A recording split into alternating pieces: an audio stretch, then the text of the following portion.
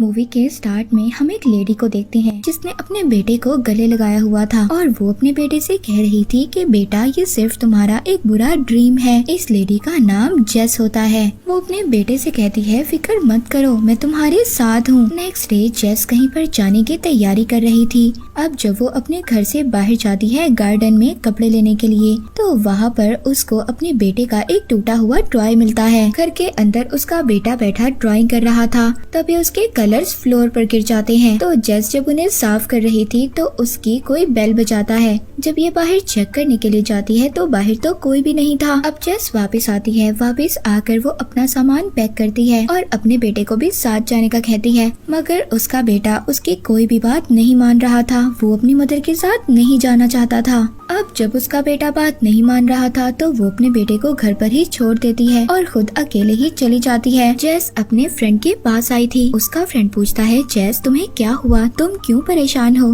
तो वो कहती है मैं परेशान नहीं हूँ, सिर्फ थोड़ी सी थकावट है और कुछ भी नहीं। उसका फ्रेंड वहाँ पर उसको अपने और दोस्तों से मिलवाता है। अब इन्होंने वेकेशंस मनाने के लिए जिस बोट पर जाना था उस बोट का नाम ट्रायंगल था और इस बोट में जेस के साथ साथ और भी बहुत सारे फ्रेंड्स थे। जेस बोट में जाते हुए सो जाती है। वहाँ पर उसको एक ड्रीम आता है कि वो एक बीच पर है, पर तभी वो डरकर जाग जाती है। तभी उसकी फ्रेंड उसके पास आती है। वो पूछती है जेस क्या हुआ? वो कहती है शायद मैंने कोई बुरा ड्रीम देखा और कुछ भी नहीं। दूसरी तरफ हम जेस के फ्रेंड ग्रेग को देखते हैं। उसके पास उसका फ्रेंड आता है। वो कहता है जेस तो अपने साथ अपने बेटे को लाने वाली थी ना, तो वो इस वेकेशंस में अपने बेटे को क्यों नहीं लाई? इस बात पर ग्रेग कहता है कि उसने मुझे कहा कि उसका बेटा स्कूल गया हुआ था। आज तो संडे था तो वो स्कूल कैसे जाता? ग्रेग अपने फ्रेंड से कहता है कि तुम्हें क्या लेना देना, तुम अपने काम से काम रखो। थोड़ी ही देर बाद उनकी शिप की तरफ बहुत बड़ा तूफान आने वाला था। ग्रेग वहाँ पर दूसरी शिप से कांटेक्ट कर रहा था ताकि कोई मदद मिल सके। तभी उसको उस रेडियो पर किसी लड़की की आवाज आती है जो ये कह रही थी कि वो हमें मार देगा, हमें बचा लो।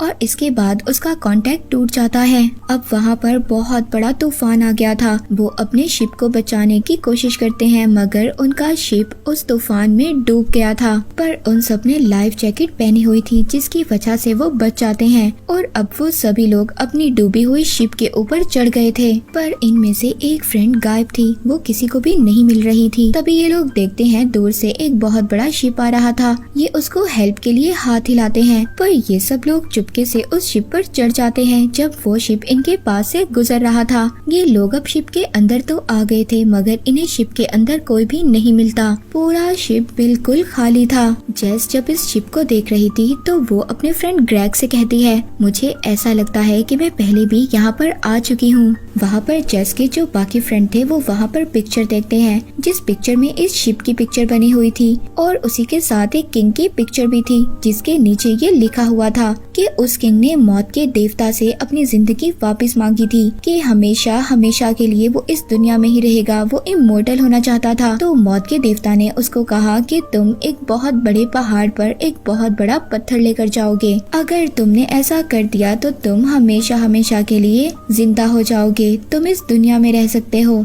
अब जब वो किंग वो पत्थर उस माउंटेन के ऊपर ले गया था, बार बार वो पत्थर नीचे गिर जाता है और ये तब तक होता रहेगा जब तक उस किंग को अपनी गलती का एहसास ना हो जाए। अब जब ये सब मिलकर हिस्ट्री पढ़ ही रहे थे तो तभी यहाँ पर इनको कुछ गिरने की आवाज आती है और जब जेस का फ्रेंड वहाँ जाकर चेक करता है तो उसको जेस की कुछ कीज मिलती हैं। अब जेस तो इनके साथ थी, तो ऐसा कैसे हो सकता है कि जेस की कीज वहाँ पर हो? ये सब लोग हैरान थे। तो तभी यहाँ पर एक फ्रेंड कहती है शायद वो हैदर हो। ये उस लड़की के बारे में बात कर रही थी जो शिप के डूबने से गायब हो गई थी और अभी ने ऐसा लग रहा था शायद वो ही लड़की हो। तो अब ये सब लोग उसको चेक करने के लिए एक रूम में जाते हैं। जब ये उस रूम में जाते हैं तो ये देखकर हैरान हो गए थे। वहाँ पर बहुत सारी खाने की चीजें थी। ऐसा लग रहा था कि जैसे ये चीजें किसी ने अभी अभी रखी हो। जेस का फ्रेंड जब वहाँ पर उससे टाइम पूछता है तो जेस की घड़ी 8:30 पर रुक गई थी, जबकि उसके फ्रेंड ग्रेग की घड़ी 11:30 पर रुक गई थी। पर तभी वहाँ पर अचानक से जेस को कुछ नजर आता है और तभी ये लोग उसको देखने के लिए जाते हैं। इनके दो फ्रेंड्स अभी भी इसी रूम में थे। जेस और ग्रेग जब दोनों खड़े बातें कर रहे थे तभी उन्हें एक रूम से आवाज आती है। ये रूम को चेक करने के लिए जाते हैं तो वहाँ पर मिरर पर ब्लड से लिखा हुआ था गो टू द थिएटर। ये लोग अब थिएटर में चेक करने के लिए जाते हैं। जेस अपने फ्रेंड ग्रेग को मना कर रही थी। वो कहती है ग्रेग वहाँ पर मत जाओ, हो सकता है वहाँ पर कोई खतरा हो। उसका फ्रेंड उसकी बात नहीं मानता और थिएटर के अंदर चला जाता है। तभी जेस उसी रूम में वापस आ गई थी जहाँ पर उनको फ्रेश खाना मिला था। पर जेस जब वापस आती है तो वो जगह देखकर हैरान हो गई थी, क्योंकि वहाँ पर जो फ्रेश खाना था वो सारा खराब हो चुका था और उसके जो 2 फ्रेंड्स इस रूम में रुके थे वो भी यहाँ पर नहीं थे। वो ये समझती है कि शायद वो बाहर चले गए हों।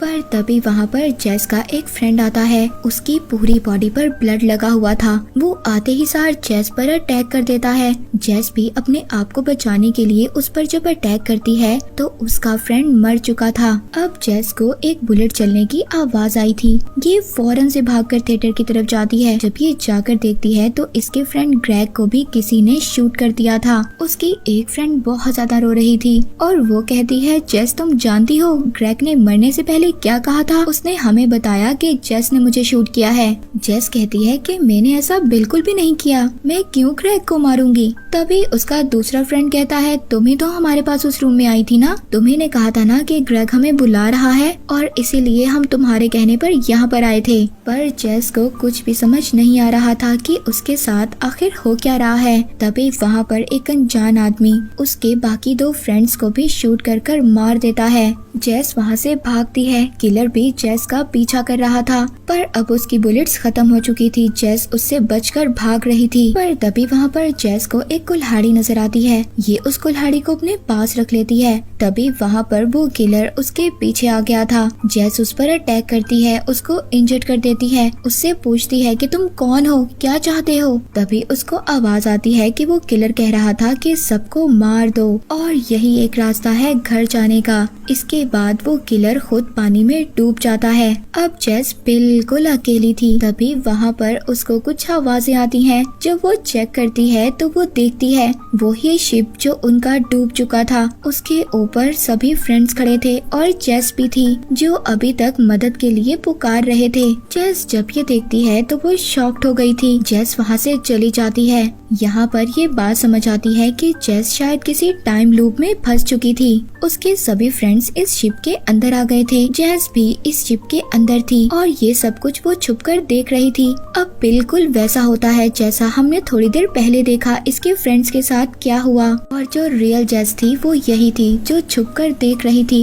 ये सब देखकर वो हैरान हो गई थी कि आखिर उसके साथ हो क्या रहा है। और अब इसी परेशानी में उसकी चाबी नीचे गिर जाती है। वो भागकर दूसरे रूम में आती है। जैसे वहाँ पर जेस ने रियल जेस को देखा था कि वहाँ पर कोई है और उसका फ्रेंड उसका पीछा करने के लिए चला गया था जिसने जेस पर अटैक भी किया था। वो रियल जेस से मिलता भी है और रियल जेस ने उसको सब कुछ बताया भी था, पर वो कोई भी जेस की बात नहीं सुन रहा था। तभी जेस उसको धक्का देती है जिसकी वजह से उसके फ्रेंड का सर एक हैंडल पर लगता है और वो वहीं पर इंजर्ड हो गया था। जेस भागकर एक रूम में आती है। वहाँ पर उसको बहुत सारे पेपर्स मिलते हैं जिसमें लिखा हुआ था कि सबको मार दो जब वो लोग शिप पर होंगे। जेस वो लाइन दोबारा से उसी पेपर पर लिख देती है। जेस को वहाँ पर अपने बहुत सारे लॉकेट्स भी नजर आते हैं जिससे जेस को ये बात समझ आ गई थी कि वो किसी टाइम लूप में फंस चुकी है।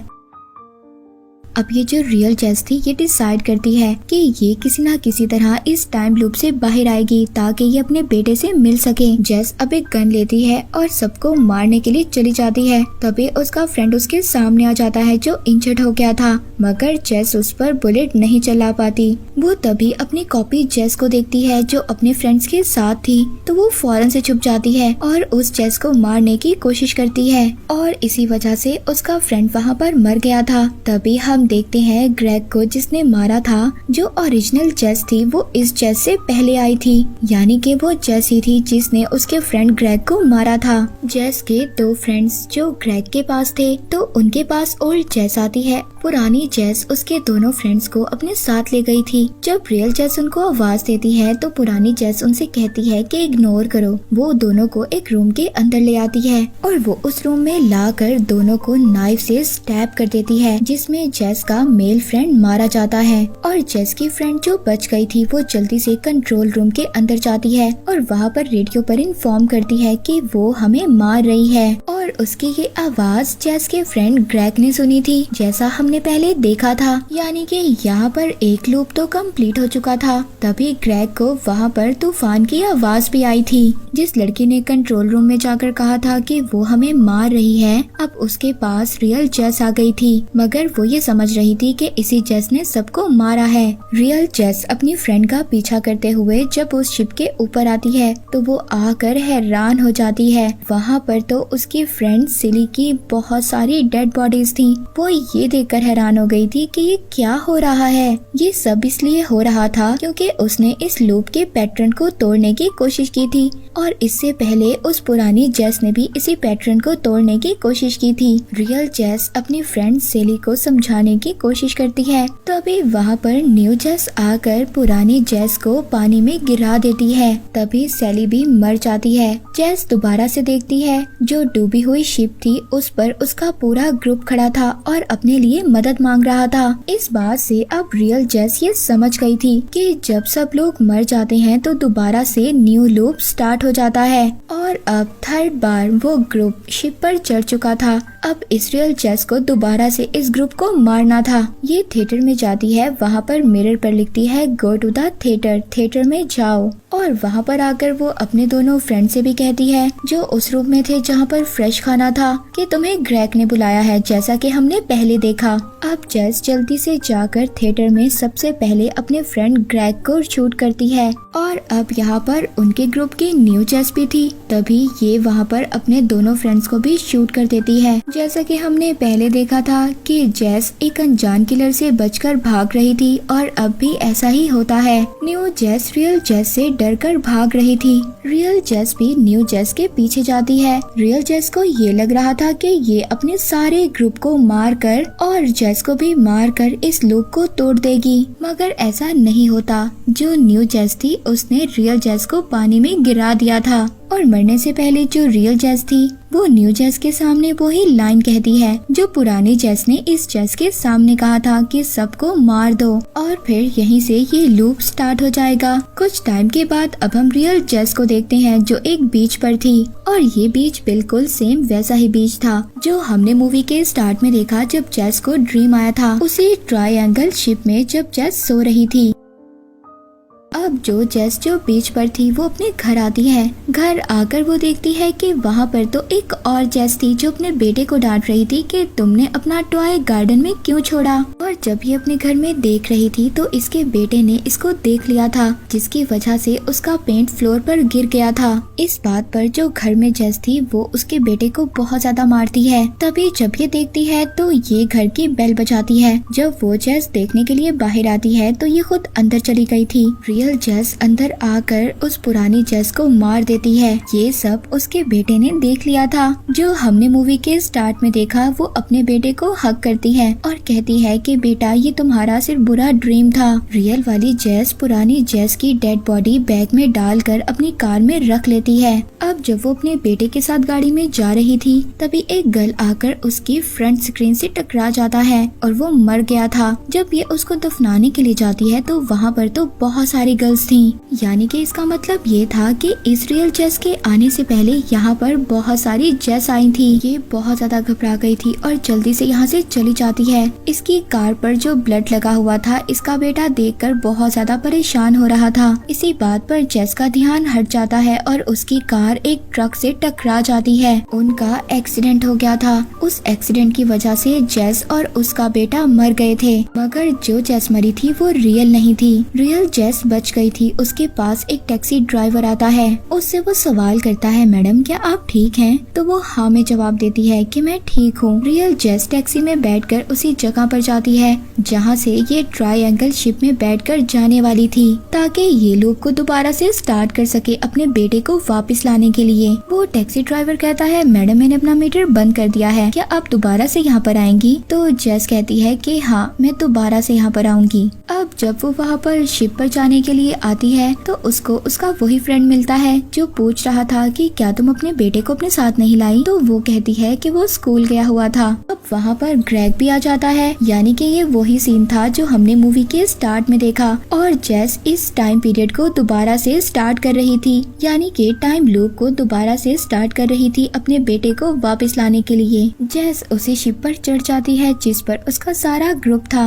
और शायद इसी तरह जेस का ये टाइम लूप चलता रहे। वो इस ट्रायंगल से कब निकलेगी कोई भी नहीं जानता था। यहाँ पर रियल स्टोरी ये थी कि जेस अपने बेटे के साथ अच्छा सलूक नहीं करती थी, तभी उसको मौत के देवता ने सबक सिखाने के लिए टाइम लूप में फंसा दिया। जैसे कि उन्होंने शिप में पढ़ा था मौत के देवता के बारे में, और इस टाइम लूप से निकलना तभी मुमकिन था जब उसको अपनी गलती का एहसास हो जाए। और फिर यही रियल जेस अपनी गलती को छुपाने के लिए बाकी जेस को मारती रही और अपने बेटे के साथ भागने की कोशिश भी की, मगर जेस को कभी भी अपनी गलती का एहसास नहीं हुआ। इस वजह से उसके साथ ये सब कुछ हो रहा था जो हमने देखा कि बार बार वो टाइम लूप में फंस जाती है। और वो ड्राइवर ही था जो दरअसल मौत का देवता था, जो बार बार उसको वहीं शिप पर लाकर छोड़ देता था। और इसी के साथ ये मूवी यहीं पर एंड हो जाती है।